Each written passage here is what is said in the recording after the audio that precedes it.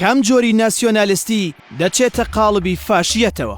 ژنە فەیلسوفی سیاسی هانە ئارنێت دەڵێت کاتێک وەک جوویەک هێرش دەکرێتە سەرت ناچاریت وەک جوویەک بەرگری بکەیت. ئەم دەربڕینەی هانە ئارنێت لە کاتێکدا بوو کە نازیەت بەڕابەرایەتی هیتلەر هەوڵی جینۆساید و پاکتاوکردنی جووەکانی دەدا. ئەو گوزارشتەی هانە ئارنێت گرنگیەکەی لەوەدا بوو کە خۆی یەکێک بوو لە فەیلسوفە سیاسیە باڵاکان و باش دەیتوانی جیاوازی بکات لە نێوان چەمکەکان و فاشیەت لە خۆشەویستی و هاوسۆزی جیا بکاتەوە.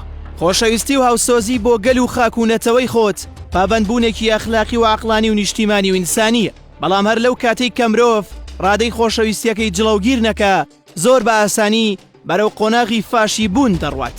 چونکە لە زیادەڕەویکردندا لە هەر شتێک مرۆڤ کۆنتڕۆلی خۆی لەدەست دەدا و بەرگێکی کۆیلایەتی دای دەپۆشێت. چونکە لەو کاتەوە عەقلی سەیتەرە بەسەر بابەتەکە ناکات.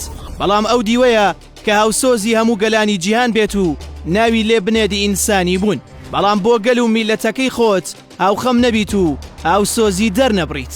سەرباری ئەمەش هاوسۆزی گشتی چینی میلی ناو لێ بنیت ناسیۆنالیستی فاشی. ئەمە ئەوجی حەماقەت و نەزانی و نمەک بە حرامیە. لە ئێستادا تای پێک لە کورد پەیدا بوون هێندە نامۆکران شەرم لە هەموو شتێکی کورد دەکەن. سەرباری ئەمەش هەر هاوسۆزیەک بۆ گەلەکانی خۆیان بە ناسیۆنالیستیەکی فاشی و نەزانانە دەدەنا قەڵەم. تاکار گەیشتۆتە ئەوەی شەرم لە تەواوی بوونیەتی نەتەوایەتی خۆیان بکەن. نەک هەر ئەمەش بەڵکو بە جۆرێک فکری ئاخنراوە کە دەبێت نەتەوەکەی خۆی خزمەتکاری نەتەوەکانی دراوسێ بێت و ڕێز لە چوارچێوەی دەوڵەتەکانیان بگرێت و حکومەتەکەیان بەهی خۆیان بزانێت. وەک چۆن لە ئێستادا زۆر کورد بە ناوی نووسەر و ئەکادیمیەوە دەیانەوێت کورد لە تورکیادا بتوێنەوە و کوردەکانی باشووریش لە عێراقدا و لە پاڵ عەرەبەکان داون بکەن. هەمان شت بۆ ئێرانی فارسی شیعیش ڕاستە. کەواتە ئەم عەقڵیەتەی کەوا دەزانێت هەوڵدان بۆ گێڕانەوەی شکۆی خۆت لەژێر پۆستاڵ و قۆنەرەکانی تورک، فارس، عەرەبی فاشی بوون و چوونە دۆخێکی ناسیۆنالیستی توندڕەوە ئەوە ئەم پۆلە نووسەر و ڕۆشنبیر و ئەکادیمیە وەک سوپەرستار لە جەهل و حەماقەت شوێن دەگرن. ناکرێت کورد خزمەتکاری تورک و فارس و عەرەب بێت و ڕێز بگرێت لە دەوڵەت و نەتەوەکانی ئەوان بەم هەموو فاشیەتەی هەیەە.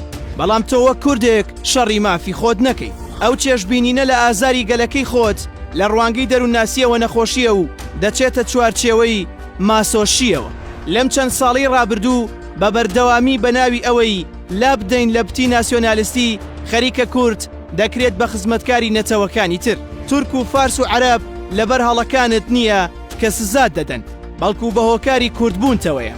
کەواتە وەک قسەکەی فەیلسوفی سیاسی هانە ئارنێت دەبێت بەرگریکردنت لەو جەنگە کوردانە بێت. بەڵام سەرباری ئەمەی کە چۆن دەوڵەتانی سەردەست دەیانەوێت لە ڕێگەی کۆمەڵێک نووسەری دەربار و ڕەگەڵکەوتووی فێڵێکرا و ئەوە لە لای خەڵک بچەسپێنن کە کوردبوون ناسیۆنالیستیەکی تا ئاستی فاشیەتە. هاوکات دەبێت لە سایی دەوڵەتە نەتەوەیەکانی تر بژین و حکومەتی ئەوان بەهی خۆمان بزانین. هەر بەوەوە نەوەستاون بەڵکو هاتوون لە ڕێگەی دروستکردنی هەندێک حیزب و ڕێکخراوەوە کۆنتڕۆلی جومگەکانی دەسەڵاتیان کردووە و بەردەوام شیعاری نەتەوەی بەرز دەکەنەوە و لە پاڵیدا خەریکی کاری بزنسخوازی خۆیانن. بەم پیرانە دەیانەوێت کورد بە کورد سووب بکەن و شەڕەکە بە خۆیان بکەن. لە ئێستادا بەشێکی زۆری ئەوەی پلانیان بۆ داناوە هێناویانەتە دی و تەنانەت لەبەر حیزب و بنەماڵەیەکی دروستکراوی دەستی دەوڵەتان هاتوین نەفرەت لە کوردبوون دەکەین، ستایشی دەوڵەتانی دراوسێ دەکەین و زۆر جاریش ئەو شوێنانە بە ئازادکرا و پێناز دەکەین کە داگیر کراون.